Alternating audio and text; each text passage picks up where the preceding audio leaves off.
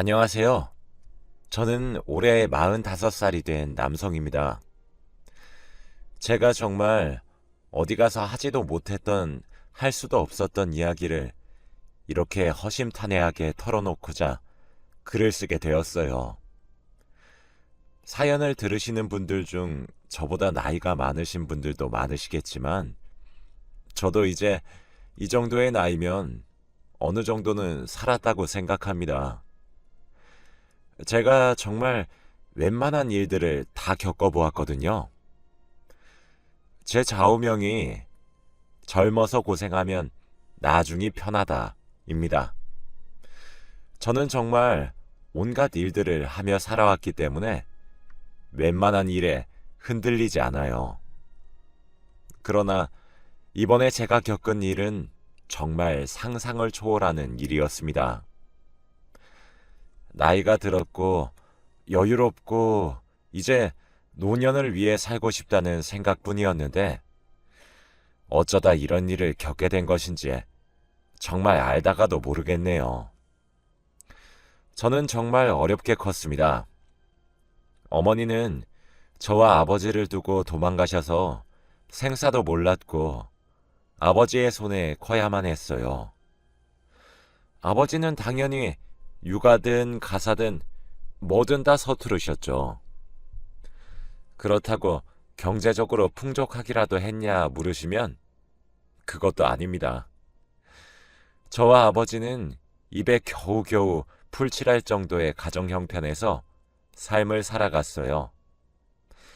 솔직히 행복한 환경은 아니었습니다. 아버지는 제게 많은 것을 베풀어 주시려고 하셨지만 항상 부족했죠. 저는 아버지처럼 살고 싶지 않았습니다. 그래서 그런지 저는 젊었을 때부터 안 해본 일이 없어요.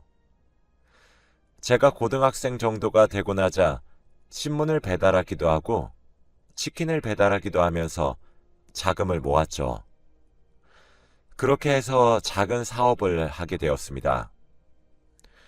동업하기로 한 형님한테 사기도 당해봤고 사업이 망해본 적도 있어요. 하지만 저는 그런 실패들이 전혀 두렵지 않았습니다. 실패해도 계속해서 일어서기만을 반복했어요. 사람들은 제게 손가락질을 하며 정신이 나갔다고 비웃기도 했지만 전 제가 성공을 손에 쥘 수 있을 때까지 포기하지 않았죠. 마침내 30대 중반의 나이에 들어서면서 제가 하고 있던 사업이 주목을 받기 시작했고 순식간에 돈방석에 앉게 되었죠.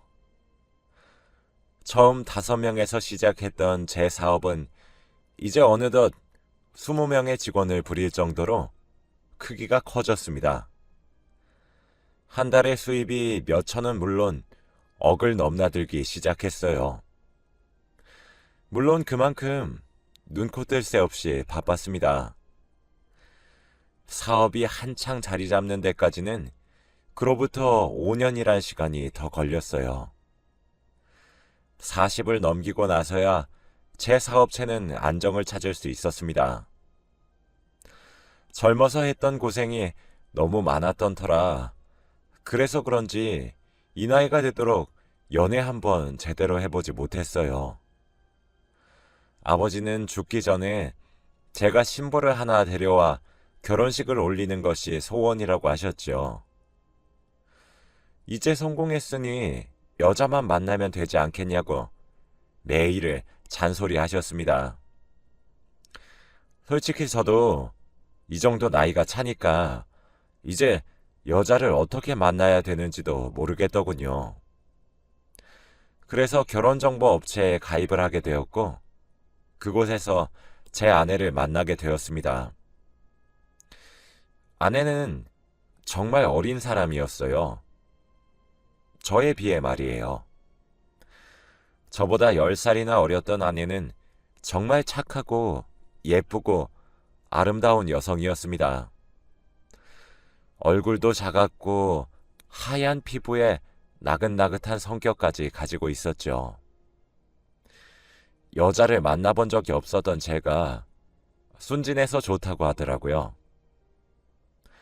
그렇게 저는 그녀에게 홀라당 넘어갔고 저희는 교제를 시작한 지 1년 만에 서로 결혼에 대한 이야기를 나누었습니다. 아무래도 제가 나이가 10살이나 많다 보니까 결혼이 급한 입장은 저였거든요. 상견례까지 하는 시간이 1년이나 걸려서 그렇지 여자친구네 쪽 집안에서도 제가 나이가 많다는 점만 빼면 더할 나위 없이 좋은 조건이었던 것인지 상견례 이후부터는 결혼 준비가 정말 일사천리로 진행이 되었어요. 저흰 그렇게 많은 사람들의 축복 속에서 결혼식을 하게 되었습니다. 신혼여행도 초호화로 다녀왔어요. 사랑하는 아내가 하고 싶다는 것을 모두 해주고 싶었거든요. 사실 저희 아버지는 아내와의 결혼은 조금 반대하셨어요. 아내는 모은 돈이 별로 없었거든요. 아버지는 나이가 저만큼 먹을 정도로 모아둔 돈이 겨우 몇천 뿐인 것이 말이나 되는 것이냐며 반대하셨지만 결국 자식을 이기는 부모가 없다고 마지못해 허락하셨어요. 하지만 허락을 하심과 동시에 조건을 다셨습니다. 혼인신고는 2년 정도만 더 살아보고 하기로 말이죠.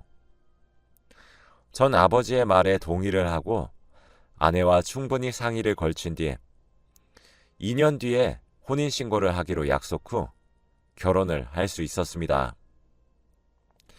사실 경제적으로 여유로운 사람은 저였기에 저는 아내가 돈이 많든 적든 딱히 중요하지 않았어요. 돈이 있는 사람이 더 내면 된다고 생각했거든요. 아내는 결혼 후 다니고 있던 직장을 그만두고 집에서 살림을 하기로 했고 경제권 관리는 제가 하기로 했습니다. 저는 아내가 하고 싶다는 대로 다 맞춰주겠다고 했어요. 하지만 아내는 전업주부가 된 이후 집안일엔 점점 손도 대지 않기 시작했습니다. 쌓여있는 설거지거리들과 그 위를 날아다니는 초파리들. 제가 잔소리를 조금이라도 하려는 자세만 취하면 귀신같이 알아차려서 오히려 제게 다다다다 쏘아붙이는데 점점 너무 힘이 들어갔어요. 집안일이 힘드니 도우미 아주머니를 쓰게 해달라고 징징거리기도 했죠. 그리고 무엇보다 아내의 사치는 점점 심해졌습니다. 매달 받아가는 생활비는 처음엔 200만 원 정도였다가 어느새 보니 500만 원으로 올랐더군요. 생활비를 제외하고 다른 카드에서도 카드 값으로 한 달에 몇백씩 나오기 시작했어요. 매일 밖으로 나돌아다니면서 돈을 쓰기 바빴죠. 그렇게 1년 정도 넘는 결혼 생활을 하다 보니 제게 한 가지 의문이 자연스럽게 생기기 시작했습니다. 전 제 아내를 사랑해서 결혼을 하게 된 것인데 과연 제 아내도 저를 사랑해서 결혼을 한 것일까 하는 의문 말이죠. 제가 아닌 제가 가진 재산을 사랑한 것은 아닐까 하는 본질적인 의문이 생겨났습니다. 아내는 점차 가정에 소홀해졌고 저와 부부간의 사랑을 나누는 것도 피하기 일쑤였어요. 점차 부부로서의 모습은 갖추기가 너무 힘들어지더군요. 저는 나이가 있었던 만큼 아이를 빨리 가지고 싶었습니다. 아무래도 제가 10살이나 아내보다 나이가 많기 때문에 지금 낳아도 제가 할아버지의 나이일 때 아이가 초등학교에 갈 것 같다는 생각뿐이었거든요. 하늘을 봐야 별을 따는데 하늘을 볼 수 없으니 전 갈수록 부부 생활에 점차 불만을 가지게 되었습니다. 그러다 보니 자연스레 저는 아내를 의심하게 되었어요. 날이 가면 갈수록 점점 과하게 요구하는 생활비부터 쓸데없이 사치스럽기까지 하니, 그런데 사치하는 것에 비해 아내의 옥장은 검소하기 짝이 없었거든요. 그래서 아내가 잠든 어느 날 밤, 저는 몰래 아내의 휴대폰을 샅샅이 뒤졌습니다. 그런데 그곳에는 상상하기도 힘든 진실이 숨어 있었어요. 저는 정말 큰 충격에 빠질 수밖에 없었습니다. 아내는 제 재산을 뒤로 빼돌리고 있었던 거였습니다. 제가 가진 오피스텔을 멋대로 팔려고 부동산에 내놓은 상태였고, 다달이 갈수록 자꾸 높아지는 생활비가 의아했었는데 그 돈도 뒤로 다 빼돌리고 있었습니다. 그리고 사치품들을 사와 다시 되파는 식으로 자신의 계좌에 돈을 입금하고 있더라고요. 그렇게 1년 정도 되는 결혼 생활 동안 모은 돈은 약 4억에 달하고 있었습니다. 이 모든 사실은 아내의 카카오톡을 보다가 알게 되었어요. 가장 위에 떠 있었던 카카오톡 채팅방은 어떤 남자와의 채팅방이었죠. 당연히 제가 휴대폰을 몰래 뒤져본 그날 당시에도 돈을 빼돌렸더군요. 서로를 여보와 자기로 부르고 있는 그들 중 남자 쪽에서 제 아내 보고 그랬습니다. 자기 남편은 정말 덜 떨어지는 놈 아니야? 자기가 돈 빼돌려서 나한테 해준 것들이 얼만데 그걸 아직도 눈치를 못 채? 진짜 웃겨. 돈이 많으면 다 저렇게 돈에 대해 감각이 둔해지나 봐. 그건 좀 부럽긴 하네. 라는 말에 아내가 그러게 말이야. 진짜 덜 떨어진 건 아닌가 몰라. 아무튼 조만간 이혼하자고 이야기 꺼낼 거야. 그리고 위자료나 요구 좀 해보려고. 어차피 우리 남편 내 말에는 껌뻑 죽어서 위자료 달라 그럼 또 멍청이처럼 위자료 부르는 대로 갖다 바칠걸? 이라고 답장을 했더라고요. 재산을 뒤로 빼돌리는 것도 모자라 외간 남자와 정을 통하고 있고, 그것도 모자라 지금 남편인 제 욕을 하고 있다니 정말 화가 미친 듯이 나기 시작했어요. 사람이 너무 미칠 것처럼 화가 나기 시작하면 정말 온몸이 벌벌 떨리면서 입 밖으론 아무런 소리도 나오지가 않더라고요. 저는 그 길로 주차장으로 내려가 아내의 차량을 열고 들어갔습니다. 블랙박스에 저장된 칩을 꺼내 그 속에 든 것들을 확인했지요. 그걸 확인해보니 카카오톡의 대화방은 솔직히 애교 수준이었습니다. 블랙박스는 판도라의 상자 그 자체였습니다. 솔직히 너무 충격적이었습니다. 그 영상들을 확인하는 과정에서 제가 느꼈던 배신감은 정말 이루 말로 표현할 수 없어요. 그런데 제가 더욱 충격이었던 것은 뭐였는지 아시나요? 하루는 아내는 그 상간남에게 명품을 선물해 주더군요. 상간남은 그 명품 선물에 뛸 듯이 기뻐했고 말이죠. 그런데 그 명품이 다른 브랜드보다 꽤나 값이 조금 나가기로 유명한 브랜드였기에 자기 딴에 걱정이 조금 되었나 봅니다. 상간남이 아내에게 물었어요. 자기야, 이러다가 걸리면 어떡해? 라고 말이에요. 그런데 세상에 아내가 뭐라고 대답했는지 아시나요? 걱정 마. 바빠서 자기 재산이 얼마 있는지도 모르는 사람이야. 대신 우리 귀여운 자기가 예쁘게 써줘야 해. 내가 이거 고른다고 얼마나 심혈을 기울였는지 알아? 하더군요. 상간남은 그래도 이거 남편이 알면 범죄 아니야? 자기 이러다가 큰일 나면 어떡해? 라고 물었어요. 아내의 대답은 기가 막혔습니다. 괜찮아. 원래 부부 사이가 친족 상돌에 해당하고 있어. 웬만하면 처벌 못해. 으이크, 우리 자기는 별 걱정을 다 하고 있다. 정말, 아이고, 귀여워. 라고 했더라고요. 상간남은 그 말에, 와, 우리 자기 똑똑한 것 봐. 진짜 너무 멋있어. 이러고 앉아 있었습니다.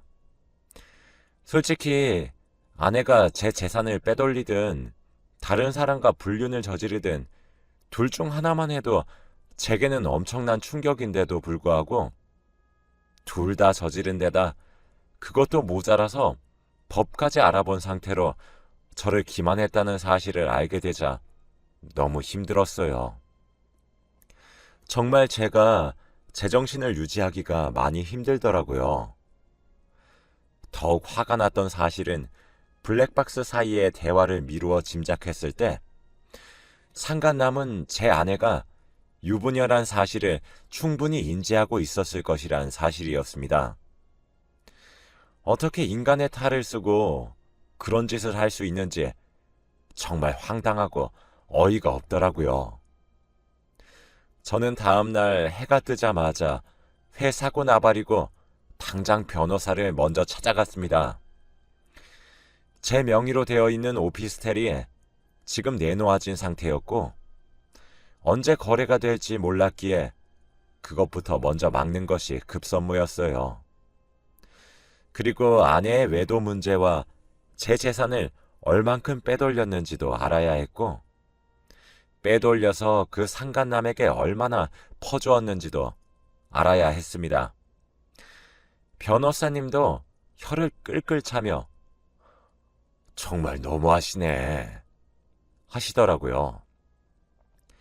참 그런 사람을 아내라고 믿고 의지했다니.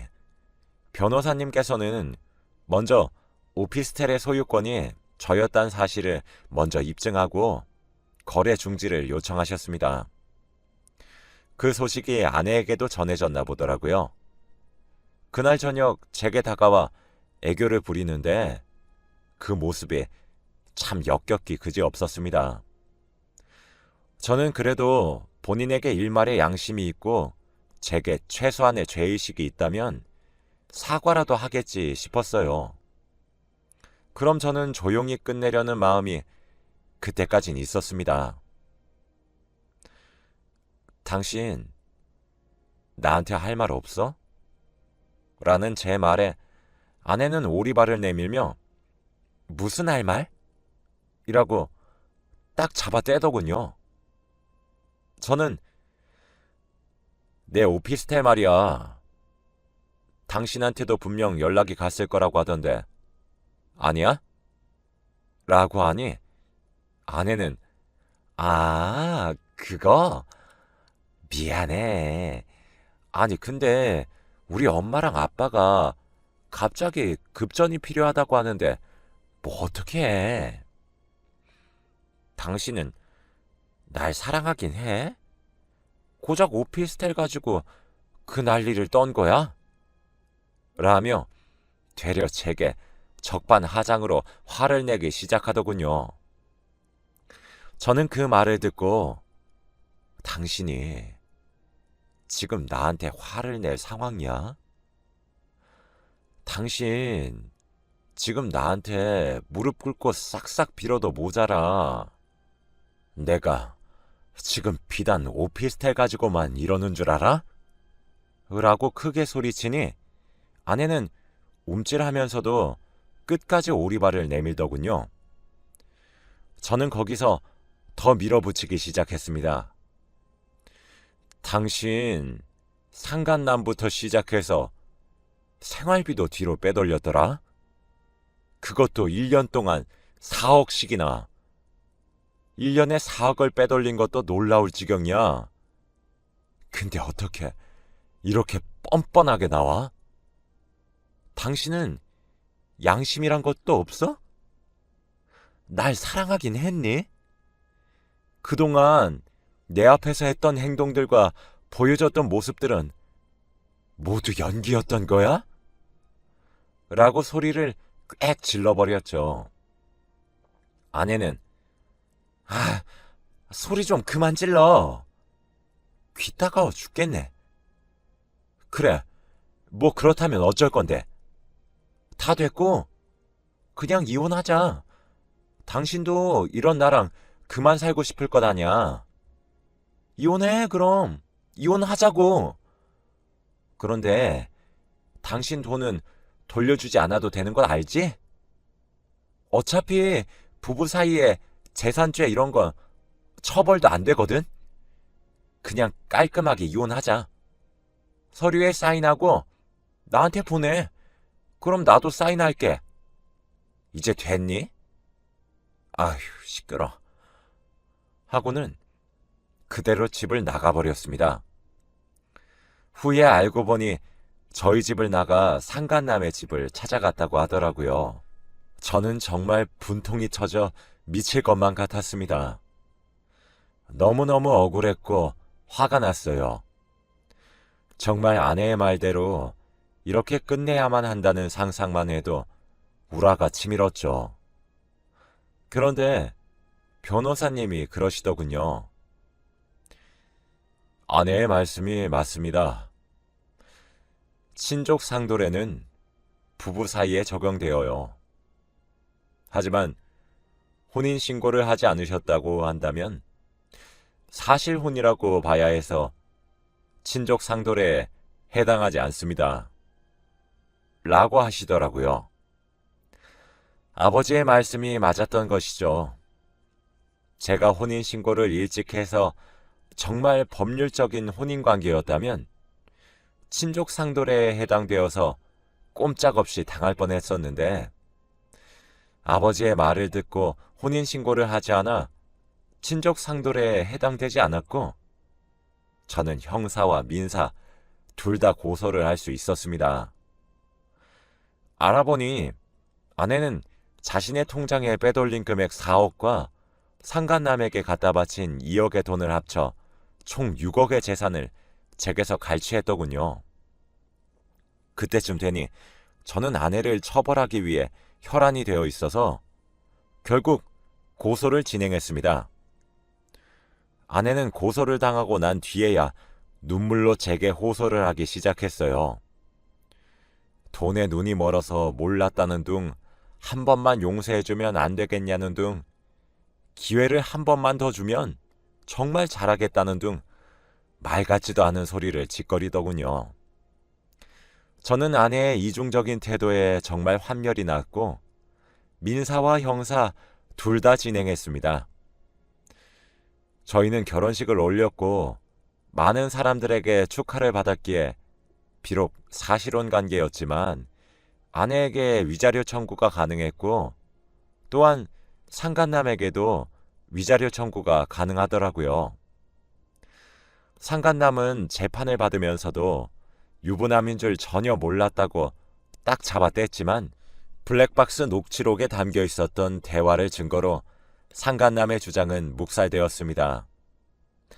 제 아내는 결국 제게 빼돌린 재산 6억 전액을 배상해야 했어요. 그럼에도 불구하고 형사처벌은 피할 수가 없었죠. 아내는 징역 1년을 선고받았습니다. 상간남 또한 제게 위자료로 2,500만 원을 지불해야 했어요. 그렇게 길다면 길고 짧다면 짧은 지옥 같은 싸움은 제가 승리를 하며 끝나게 되었습니다. 하지만 제게는 상처뿐인 승리였어요. 상간남에게 받은 위자료는 제가 아버지께 드렸습니다. 아버지는 오히려 자신이 좀 더 적극적으로 말렸으면 제가 이런 꼴을 보지 않았을 것 아니겠냐고 하시며 제게 미안하다고 하시더라고요. 참 잘못한 사람 따로 있고 사과하는 사람도 따로 있고 이게 무슨 꼴인지 정말 모르겠더군요. 사실 이렇게 담담하게 이야기할 수 있게 되기까지는 꽤 오랜 시간이 흘렀어요. 벌써 2년 전에 일어난 일이었으니까요. 저는 아직 제 배우자가 없습니다. 제가 여자에게 너무 커다란 배신감을 느껴서 그런 것인지 여자를 만나야겠다는 생각도 따로 들지 않고 또 그런 사람을 만나게 되는 것은 아닐까 싶어 걱정스럽기도 한 것 같아요. 그리고 저는 남녀 관계에 있어 무엇보다 신뢰의 관계가 가장 중요하다고 생각을 참 많이 합니다. 이런 경우를 겪어서 더욱 크게 하게 된 것 같기도 해요. 이제 저도 과거의 상처를 훌훌 털고 좋은 인연을 만나고 싶은 마음이 생기는 것 같습니다. 제 이야기는 여기까지예요. 여러분들에게 응원을 듣고 싶은 마음이네요. 제가 다음엔 정말 제 짝을 만날 수 있길 간절히 빌어주시고 응원해 주시길 바랍니다. 제 이야기를 들어주셔서 정말 감사드리고 오늘 하루도 행복하시길 바라며 이만